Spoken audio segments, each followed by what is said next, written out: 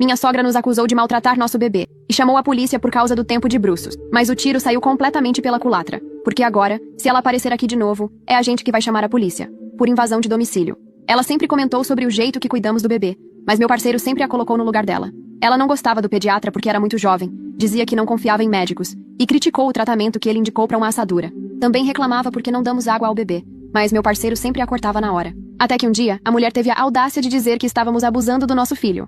Nosso filho tem 6 meses e reclama quando está de bruços. O pediatra disse que ele precisa fazer mais tempo de bruços para corrigir uma parte achatada da cabeça, fortalecer os músculos e aprender a rolar. Ele não gosta, mas também não chega a chorar. Só faz uns barulhinhos de incômodo. Tentamos explicar isso para minha sogra, mas ela ficou dizendo que estávamos forçando e maltratando o bebê. Ela tinha vindo morar com a gente há uns meses, e as coisas estavam indo bem.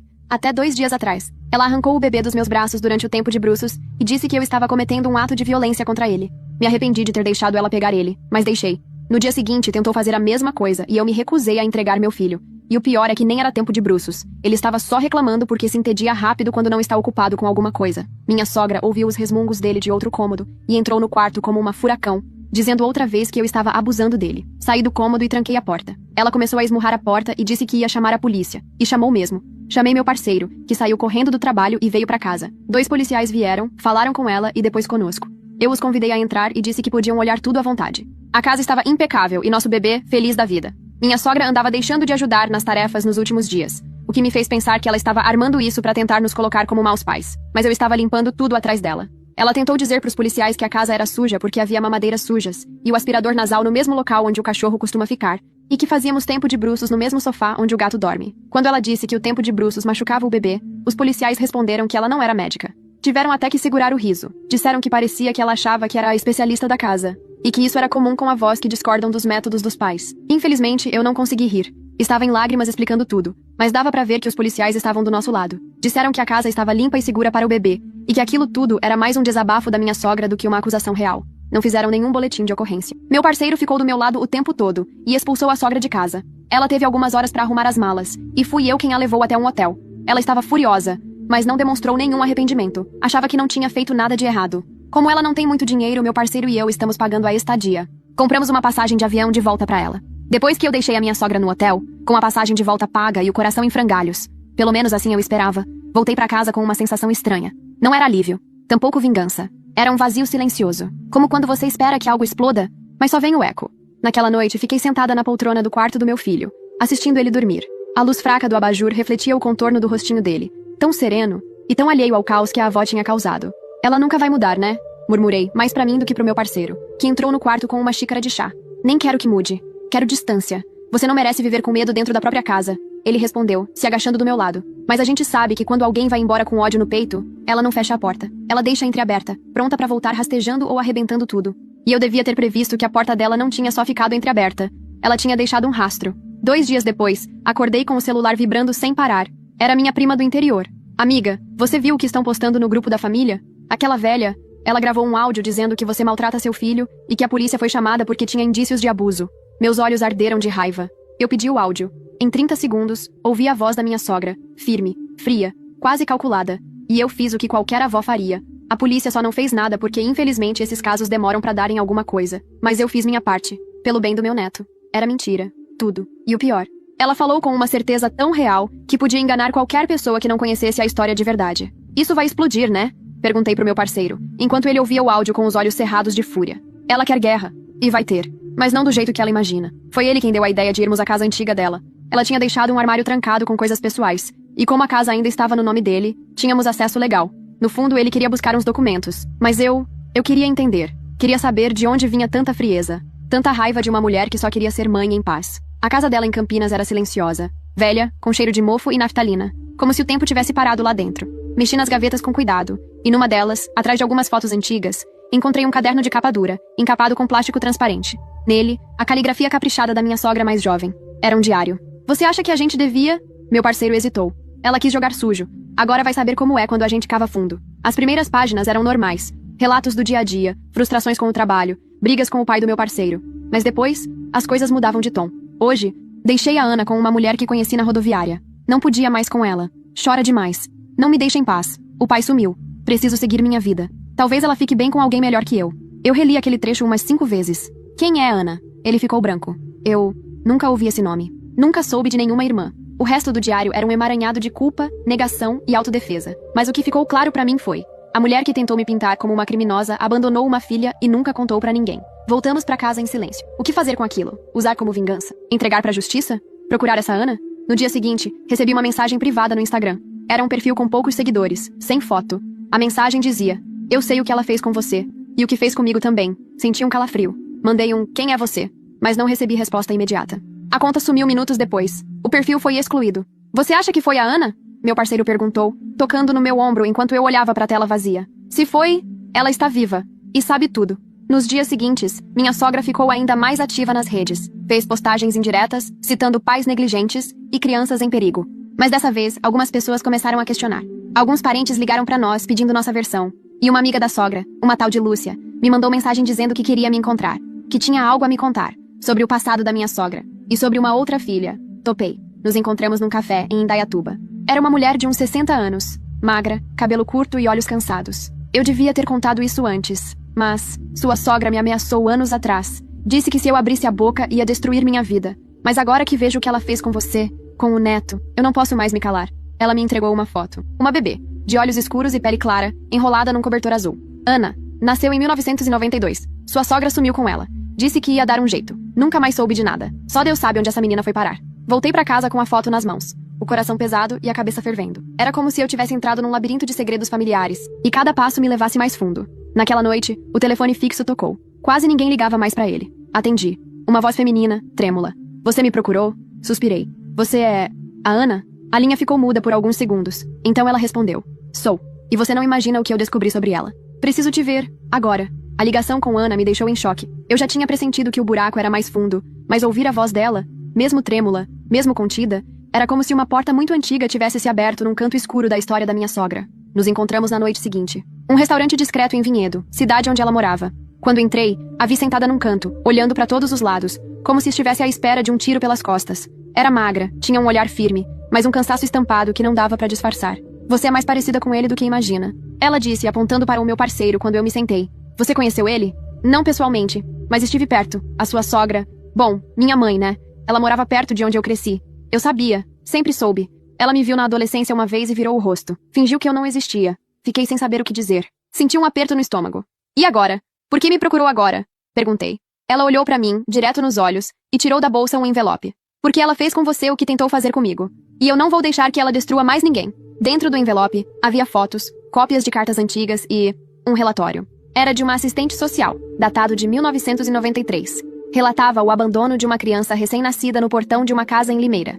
O nome da mãe biológica? Não declarado. Mas o laudo de uma análise posterior, de um processo que nunca chegou a andar, indicava uma suspeita. Dona Marta Vasconcelos Pereira. A minha sogra. Essa assistente social era minha madrinha. Ela guardou isso todos esses anos, esperando o momento certo. E agora, com tudo que ela está fazendo contra você, espalhando mentiras, eu vi uma chance de finalmente expor tudo. Você quer justiça? Ela respirou fundo. Quero verdade. E quero ver ela pagar.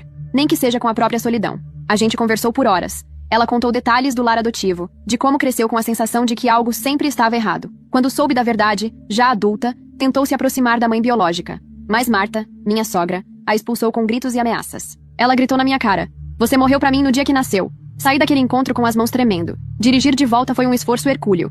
Cheguei em casa e fui direto pro quarto. Meu parceiro estava deitado, mexendo no celular. Preciso te mostrar uma coisa, disse sentando na beira da cama. Quando ele viu os documentos, ficou em silêncio por um longo tempo. Por fim sussurrou. Ela destruiu a própria filha. E agora tentou fazer o mesmo com você. Ela não pode sair dessa impune, amor. Não pode. Na manhã seguinte, liguei para a Lúcia, a amiga que tinha me dado a primeira pista. Contei tudo. Ela ficou quieta, mas no fim disse. Tem mais coisa. Ela manipulou muita gente. Mas tem alguém que talvez possa falar. A ex-colega dela, a Rosa. Trabalharam juntas numa clínica infantil, muitos anos atrás. Com a ajuda da Lúcia, marquei um encontro com Rosa num sábado num parque de Campinas. Era uma mulher na faixa dos 70, mas com um olhar vivo. Assim que falei o nome da Marta, ela franziu o senho. Essa mulher ainda tá fazendo vítimas, é? Rosa contou que Marta foi afastada da clínica após uma denúncia interna. Uma mãe acusou Marta de interferir no tratamento da filha, mudando remédios por conta própria. A clínica abafou o caso, mas Rosa guardou um dossiê. Era uma cópia de e-mails, bilhetes internos, um aviso de advertência. Com tudo isso em mãos, o diário, os documentos da Ana, os relatos da Rosa, meu parceiro e eu tomamos uma decisão.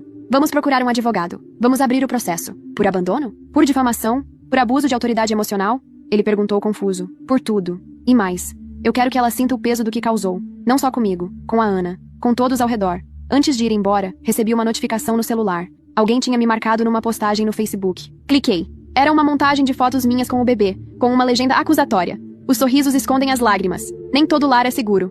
A autora? Marta Vasconcelos Pereira. Minha sogra. Os comentários estavam divididos. Algumas tias comentavam, "Força, Marta", enquanto outras perguntavam, "Isso é sério? Por que expor desse jeito?" Mas o que me chamou a atenção foi um comentário escondido entre os outros, de um perfil chamado Sérgio Lima. "Marta, cuidado. Eu sei o que você fez com a Renata. Você não quer que isso venha à tona, quer?" Renata? Era outro nome, outro segredo, outro fantasma. Naquela noite, eu não consegui dormir. O nome Renata ficou martelando na minha cabeça como um tambor distante. Quem era ela? Mais uma filha? Outra vítima? Ou alguém que sabia o que a Marta era capaz de fazer? Mostrei o comentário pro meu parceiro. "Você já ouviu falar de uma Renata?" Ele balançou a cabeça, visivelmente perturbado. "Nunca. Mas o nome não me é estranho. E esse tal de Sérgio Lima? Eu conheço esse sobrenome. Tinha um Lima que trabalhava com a minha mãe na prefeitura anos atrás. Pesquisamos por horas. Nada. O perfil do Sérgio era quase vazio, sem fotos. Mas os amigos em comum incluíam 2 antigos colegas da sogra. Um deles, chamado Adilson, ainda era ativo nas redes. Meu parceiro entrou em contato se passando por alguém interessado em reencontrar colegas da antiga gestão municipal. E Adilson mordeu a isca. "Ah, Marta. Aquela era das bravas. Sempre quis mandar mais do que podia. Você tá falando do tempo da Secretaria de Assistência Social, né?" "Sim. E foi aí que tudo começou a se encaixar. A sogra havia trabalhado como coordenadora de um programa social para jovens em situação de vulnerabilidade. Isso nos anos 90. Foi lá que ela conheceu uma jovem chamada Renata. Tinha 16 anos, era usuária de drogas e morava num abrigo em Sumaré. Segundo Adilson, Marta adotou a menina informalmente. Levava para casa nos fins de semana, comprava roupas, dava comida. Diziam que era quase como uma filha. Mas aí a menina sumiu de uma hora para outra. Nunca mais vimos. Marta chorou um tempo, mas depois fingiu que nem lembrava mais da garota. Você sabe o sobrenome dela? Renata M. Silva. Acho que era isso. Mas eu lembro do nome porque... Bom, teve uns boatos, né? Que tipo de boatos? De que Marta usava a menina. Como empregada, sabe? Fazia ela limpar tudo, cozinhar. E quando ela tentou sair, teve uma briga feia. Fiquei enjoada. Era como se a imagem da minha sogra estivesse sendo completamente desmontada em minha frente. De novo, mais uma vítima. Mais uma história enterrada. Voltamos pra casa em silêncio. O bebê dormia profundamente no berço. Eu me ajoelhei ao lado dele e encostei minha testa no colchão. Uma oração silenciosa me escapou dos lábios. Não por fé, mas por desespero.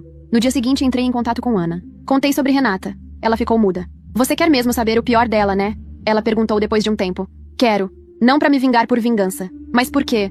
Eu preciso impedir que ela machuque mais alguém. Então tem uma coisa que você precisa ver. Eu te mando o endereço. O local era um prédio velho em Americana. Uma mulher chamada Jandira morava lá. Segundo Ana, ela havia dividido um quarto com Renata anos atrás num abrigo, depois que a menina fugiu da casa da Marta. Mas Renata não teve sorte. Sumiu depois de um tempo. E Jandira, com medo, ficou em silêncio por décadas. Ela me recebeu com olhos marejados. Eu sempre soube que aquela mulher era má, mas ninguém ouvia a gente. A Renata tentou denunciar. Eu estava lá. Fui com ela. Mas ela era menor, sem provas. E a Marta? Bom, ela conhecia a gente da delegacia. Você sabe o que aconteceu com a Renata? Sei que ela tentou recomeçar. Tava trabalhando numa padaria em Piracicaba quando a Marta apareceu lá. Fez um escândalo. Disse que ela era ladra. Ameaçou o patrão dela. No dia seguinte, Renata desapareceu. Fiquei em silêncio. O quarto de Jandira era apertado, cheio de recordações e santos pendurados. Um santuário humilde. E ali, uma história terrível guardada por anos. Antes de sair, ela me entregou uma caixa. Renata deixou isso comigo. Disse que era pra alguém que fosse buscar a verdade um dia. Dentro estavam cartas, algumas roupas infantis e uma certidão de nascimento. Renata tinha tido uma filha. O pai? Nome em branco. A mãe? Renata Martins da Silva. A menina, segundo a data, teria hoje uns 17 anos. Segurei a certidão como se fosse feita de vidro. Ela teve uma filha. E a última vez que eu falei com ela, ela disse que estava com medo que a Marta tentasse ficar com a menina. Que ela tinha gente. Que tipo de gente? Gente que apagava passado. Meu estômago revirou. Voltei pra casa com a caixa no colo. Como se carregasse uma bomba. Naquela noite, o telefone tocou de novo. Era o advogado que havíamos contratado para lidar com o processo de difamação. Preciso te falar uma coisa, mas tem que ser pessoalmente. É urgente. É sobre o caso? Não exatamente. É sobre Marta. E uma ordem judicial que ela tentou mover contra vocês. Sigilo total. Mas eu consegui acessar por um contato no fórum. No dia seguinte, nos encontramos. Ele me entregou um documento. Uma tentativa de interdição parcial. Marta queria nos declarar psicologicamente instáveis para tentar obter a guarda do nosso filho. Mesmo depois de tudo, ela ainda tentava. Essa mulher não vai parar enquanto não destruir a sua paz. Então a gente vai destruir o império dela antes. Como? Respirei fundo. Vamos expor tudo. E não em silêncio. Vamos mostrar ao mundo quem é Marta Vasconcelos Pereira. Nos dias que se seguiram, eu mal dormi. Mal comi. Era como se meu corpo estivesse funcionando só com raiva e adrenalina. E medo também. Porque por mais que a gente saiba que está do lado certo, nunca é fácil desafiar alguém que passou a vida toda manipulando tudo ao redor. Meu parceiro ficou o tempo todo comigo. Ana também. A gente virou um trio inesperado, quase uma família alternativa, movida pela mesma necessidade de reparação. A ideia do confronto surgiu de uma coincidência estranha. Um tio do meu parceiro, irmão mais novo da Marta, estava prestes a fazer aniversário de 70 anos. E claro, haveria uma festa. E claro, Marta estaria presente. O filho dele, que conhecia bem a fama da tia, nos ligou em segredo. Ela anda espalhando cada coisa, sabe? Contando que vocês abandonaram o bebê com uma babá pra irem fazer balada. Que vocês vivem drogados. Que ela quase teve que chamar o conselho tutelar de novo. Sentiu um calor subir pelo corpo. Ela vai estar na festa? Vai. E acho que seria bom vocês aparecerem também. Muita gente está acreditando nela só porque vocês se afastaram. Era isso. A oportunidade. Passei aquela semana montando uma pasta. Com tudo. Cópias do diário. Os relatórios da assistente social sobre a Ana. As cartas da Renata. O dossiê da Rosa. A certidão de nascimento da filha da Renata. E mais. Prints dos posts caluniosos da Marta. O print do perfil do Sérgio. Tudo com datas. Tudo organizado. Na sexta noite, enquanto nosso bebê dormia, sentei com Ana e meu parceiro para decidir o plano. Vamos contar tudo de uma vez? Perguntei. Não. Vamos deixar ela se queimar primeiro. Ela vai tentar pintar a história dela. Aí a gente entra. E se ela fugir? Ela não vai. Ela não resiste a uma plateia. A festa foi num salão de eventos em Valinhos. Era simples, mas cheio. Uns 50 parentes, amigos antigos, vizinhos. Marta chegou cedo, maquiada, cabelo arrumado, vestida de bege como se fosse uma santa. Tinha até um broche em forma de anjo no vestido. Ela nos viu entrando e travou. Você não devia estar aqui, ela disse com a voz baixa e envenenada. É aniversário do seu irmão, não seu. Ela forçou um sorriso falso e se afastou, mas ficou de olho o tempo todo. Depois dos parabéns, enquanto o tio agradecia os convidados, Marta pediu a palavra, pegou o microfone e começou a falar. Eu só queria dizer que, mesmo com tudo que tenho vivido, inclusive injustiças, continuo acreditando na família. Porque família é sagrada. Mesmo quando alguns se afastam, por influência de pessoas más, eu continuo sendo a voz da consciência neste clã. Alguns riram constrangidos, outros aplaudiram. Meu sangue ferveu. Quando ela entregou o microfone, eu pedi pro aniversariante me ceder um momento. Claro, minha filha. Fica à vontade. Peguei o microfone, respirei fundo, olhei em volta e comecei. Eu também acredito na família, mas acredito numa família que ama com verdade, que protege, que não mente, que não manipula, que não abandona filhos, nem espalha mentiras para tentar destruir noras. O salão ficou em silêncio. E por falar em filhos, alguns aqui talvez não saibam que Marta Vasconcelos teve uma filha que abandonou em Limeira em 1992.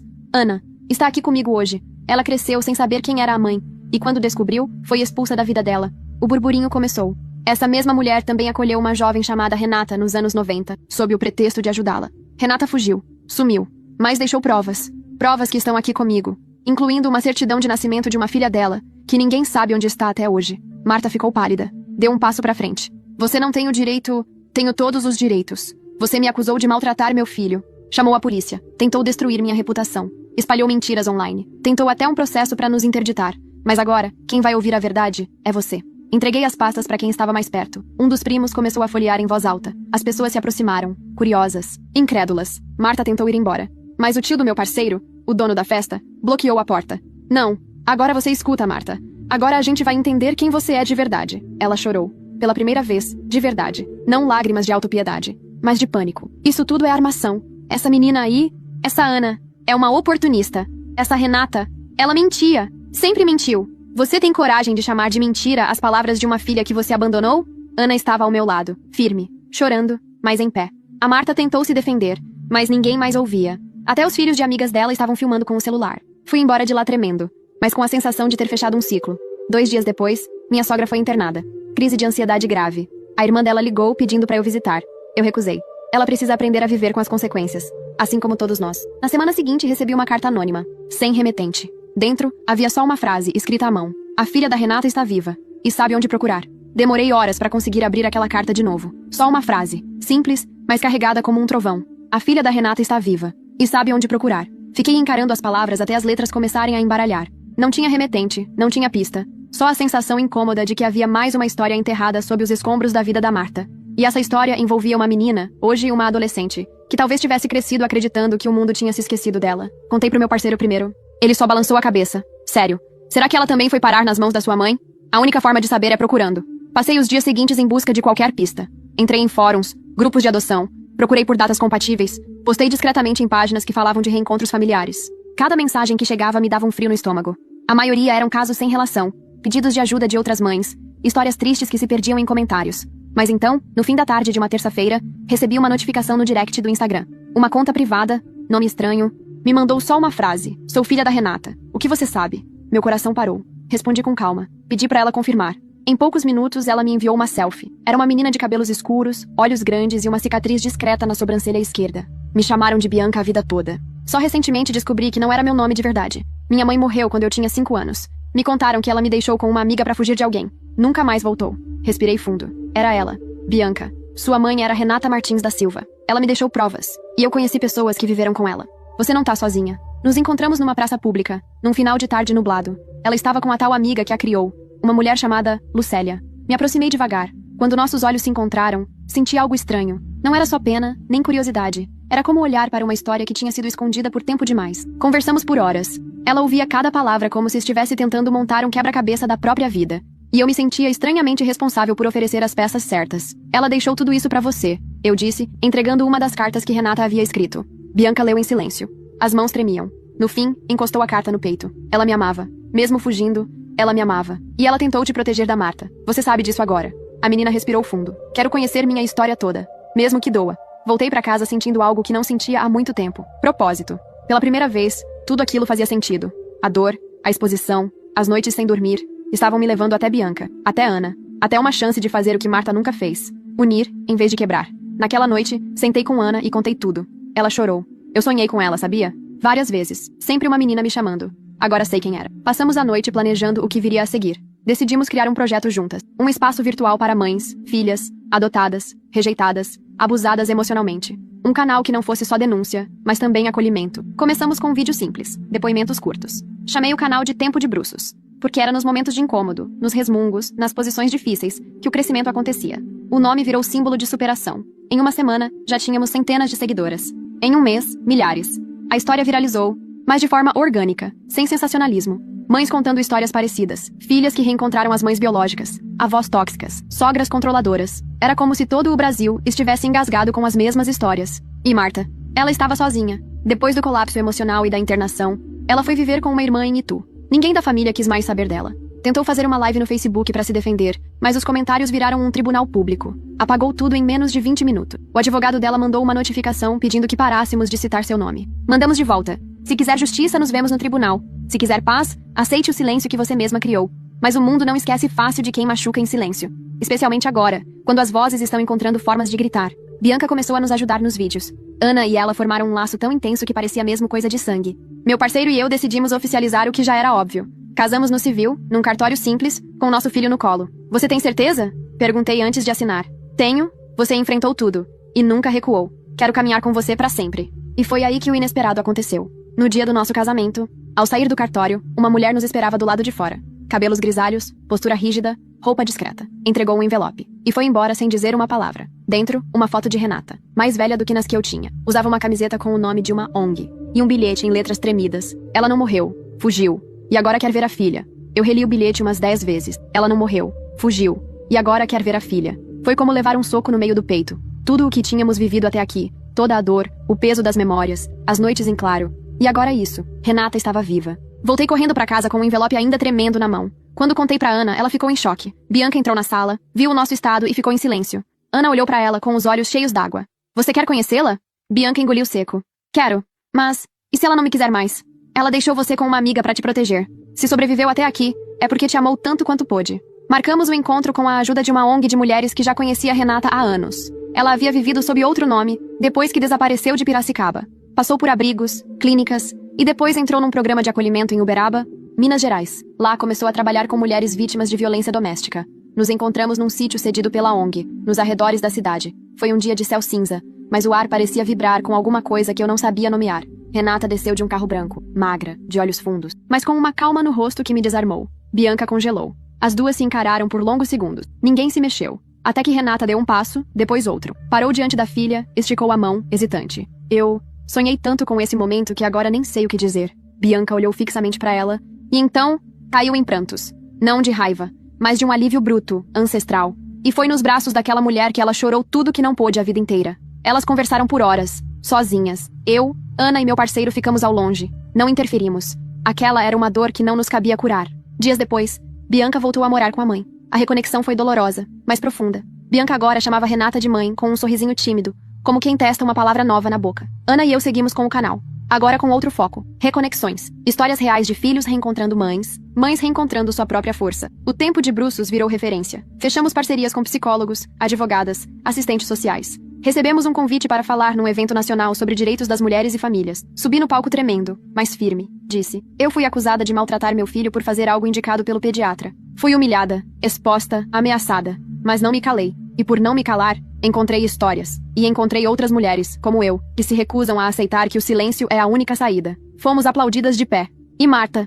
A última vez que a vimos foi no Fórum de Campinas. Ela tentou mover um processo contra mim por difamação. Não prosperou. Quando a juíza viu os documentos, descartou tudo com uma única frase. Uma mãe que abandonou uma filha não tem autoridade moral para questionar outra que apenas protege a sua. Ela saiu da sala de audiência sem dizer uma palavra. A cada passo parecia menor, mais frágil, mais sozinha. Nunca mais tentou contato. Segundo notícias que recebemos por parentes distantes, vive sozinha numa casa pequena em Itu. Vez ou outra, aparece no mercado local, murmurando para si mesma, como quem tenta reescrever a própria história com palavras que ninguém mais ouve. O irmão dela, o aniversariante da festa, me mandou uma carta meses depois. Você fez o que ninguém da família teve coragem. Enfrentou um câncer emocional que cresceu por gerações. Obrigado por estancar a dor. Meu parceiro e eu vivemos hoje num lugar tranquilo, em Vinhedo. Nosso filho tem 1 ano e meio. Corre pela casa, fala palavras incompletas. Adora o sofá. Sim, aquele mesmo do tempo de Bruços. Agora ele sobe e desce dele como se fosse um parquinho de liberdade. Às vezes, olho pra ele dormindo e me lembro de tudo o que enfrentamos. Me vejo naquela poltrona, com o coração em cacos, achando que estava sozinha no mundo. E então lembro do que construí depois. Bianca vem nos visitar nos fins de semana. Ela chama o meu filho de irmãozinho. E quando brinca com ele, vejo nos olhos dela o que foi tirado. E o que foi recuperado. Ana está estudando psicologia. Quer trabalhar com traumas familiares. Ela diz que tudo isso foi um chamado. Que talvez lá no fundo, a dor também seja um tipo de missão. E eu? Eu escrevi um livro. Chamei de Tempo de Bruços. Como o amor me salvou quando quiseram me destruir. E ali, contei tudo. Sem pudor. Sem exageros. Só a verdade. Verdade que queima, mas também cura. A última página termina assim. No fim, a mulher que queriam calar virou voz.